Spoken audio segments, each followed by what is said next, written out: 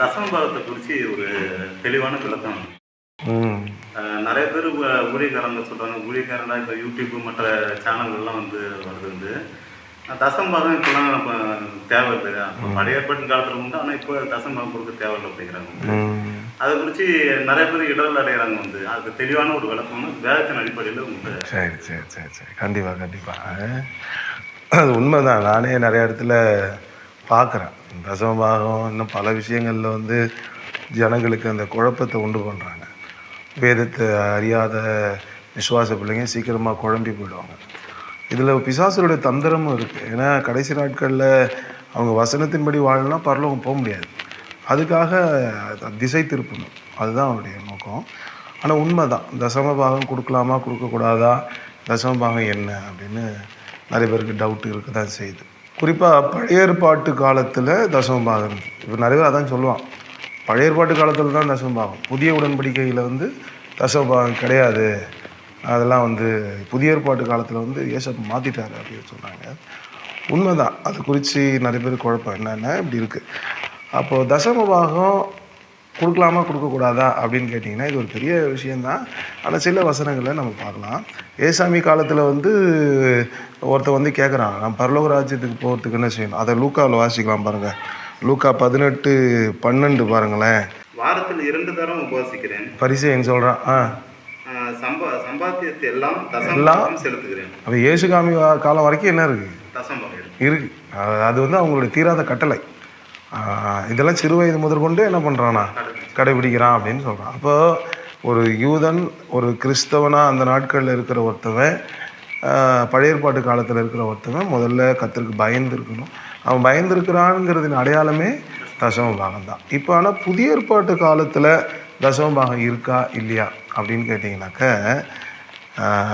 தசமபாகங்கிறத விட கர்த்தருக்கு கொடுக்குற அந்த விஷயம் நிறைய பேர் அதுதான் பார்க்குறாங்க. தசமபாகத்திலேருந்து ஊழியக்காரங்க பெருசாக வளர்ந்துடுறாங்க, பணக்காரங்க ஆகிடுறாங்கன்னு நினைக்கிறாங்கல்ல, அது ஒரு தவறான ஒரு காரியம். இன்றைக்கி நிறைய உண்மையாகவே நானே ஒரு சில யூடியூப்லாம் பார்க்குற போது அவங்க வயசு வித்தியாசம் இல்லாமலே அவன் இவன் என்னடா இப்படிறா அப்படின்னு கிரிட்டிசைசம் பண்ணுறாங்க பல ஊழியர்களை. நான் என்ன கேட்டால் சொல்லுவேன், ஒரு வருமானத்துக்காக ஒரு யூடியூப்பில் சம்பாதிக்கணுங்கிறதுக்காக பெரிய ஊழியர்கள் எல்லாம் எடுத்து தரைக்குறைவாக பேசி அதை பார்க்க வைக்கிறத பண்ணுறாங்க. ஆனால் உண்மை அது அப்படி செய்யக்கூடாது.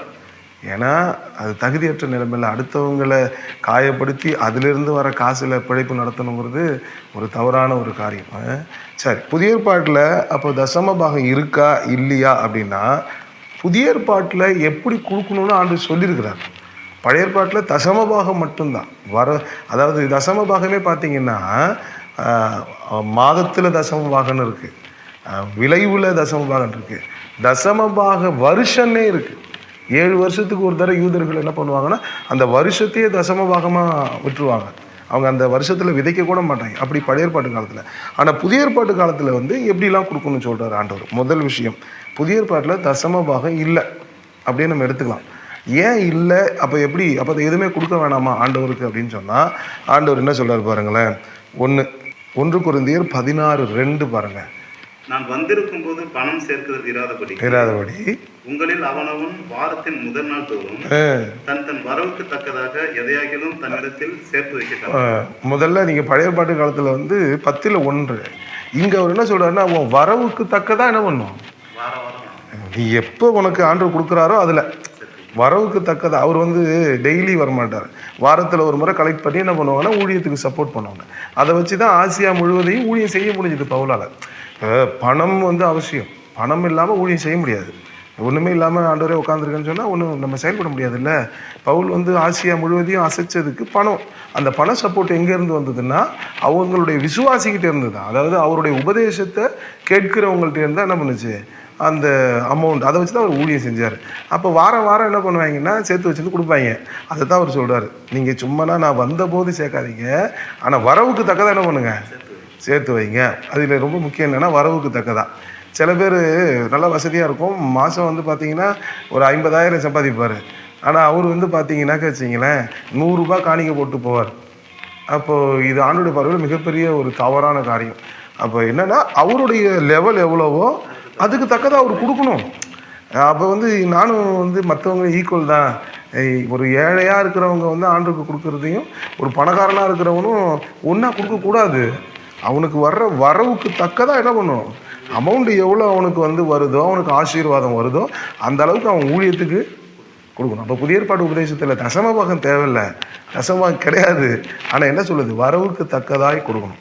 ரெண்டாவது இன்னொரு விஷயம் சொல்லணும் பாருங்களேன், உற்சாகமாக கொடுக்கணுமா. இது புதிய ஏற்பாட்டில் சொல்கிற வேத வசனம் பாருங்களேன். 2 கொரிந்தியர் 9:7 பாருங்க.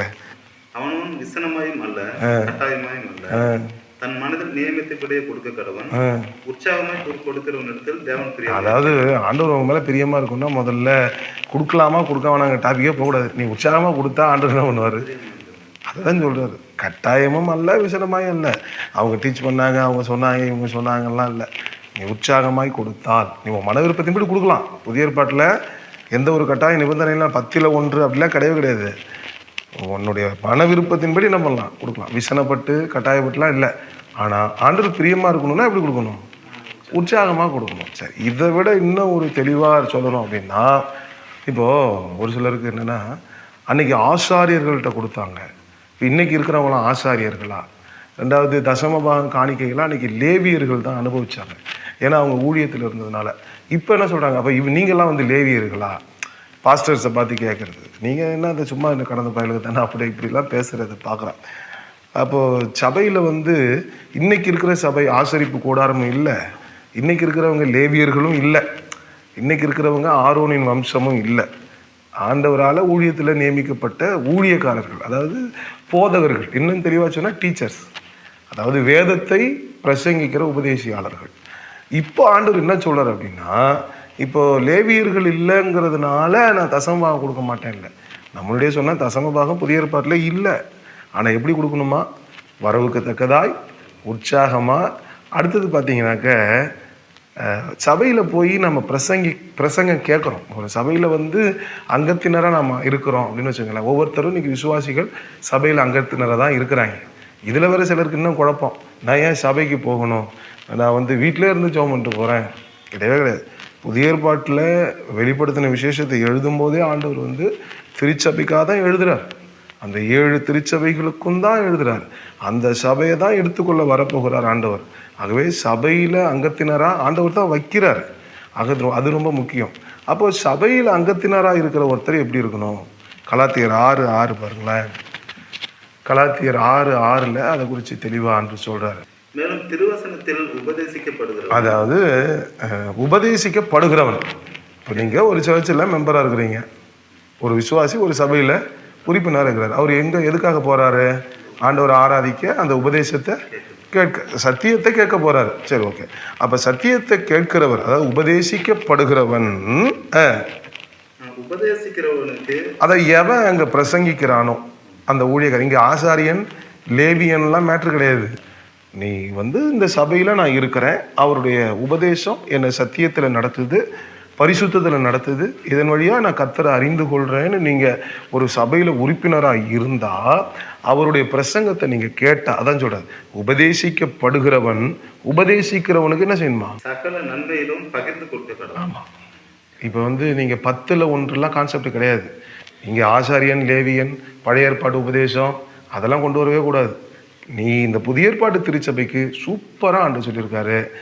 புதிய ஏற்பாட்டு திருச்சபையில் தான் சொல்கிறாரு, நீங்கள் உபதேசம் கேட்கிறன்னா உபதேசிக்கிறவனுக்கு, எவன் உனக்கு டீச் பண்ணுறானோ, கர்த்தருடைய வேதத்தை எடுத்து சொல்லி உன்னை நடத்துகிறானோ அவனுக்கு உன்னுடைய எல்லாவற்றிலும், அதை சொல்கிறார் சூப்பராக, சகல நன்மைகளிலும் பகிர்ந்து கொடுக்குறது. பகிர்ந்து கொடுக்குறதுன்னா இப்போ நீங்கள் வந்து 10ல் 1ங்கிறதுலாம் அந்த கான்செப்டை டீச் பண்ணுறதே தப்பு தான். 10ல் 1 கொடுக்கணுங்கிறதே தப்பு தான். ஏதாவது அதையாவது கொடுத்துட்டு போயிடலாம். ஆனால் புதிய ஏற்பாட்டில் வந்து தசமமாக கேட்கல, அதை கேட்கலன்னு சொல்லிட்டு நம்ம எல்லாத்தையும் வஞ்சிக்க நினைக்கிறோம். அப்படி கிடையாது. இங்கே ஆசாரியன், லேவியன், பழைய ஏற்பாடு, புதிய ஏற்பாடுலாம் மேட்ரு இல்லை. நீங்கள் கர்த்தருடைய சத்தியத்தை அறிந்து கொள்ள ஒரு திருச்சபையில் அங்கத்தினராக இருந்தீங்கன்னா, அவர் தேவ மனுஷன்தான்னு நீங்கள் நம்புனீங்கன்னா, கர்த்தர் உங்களுக்கு கொடுக்குற நன்மையில் என்ன பண்ணணும், பகிர்ந்து கொடுக்கணும். ஆமே. அப்போ தசமபாகத்தில் வந்து தசமமாக கொடுக்கலாமா வேணாமாங்கிற டவுட் இல்லை. ஆமாம். இன்றைக்கி ஆனால் நிறைய பேர் அதில் தான் சிக்கி தவிக்கிறாங்க. பரவாயில்ல, ஒரு நல்ல கேள்வியை கேட்டீங்க, அநேகர் பிரயோஜனப்படுவாங்க. God bless you. Praise Lord.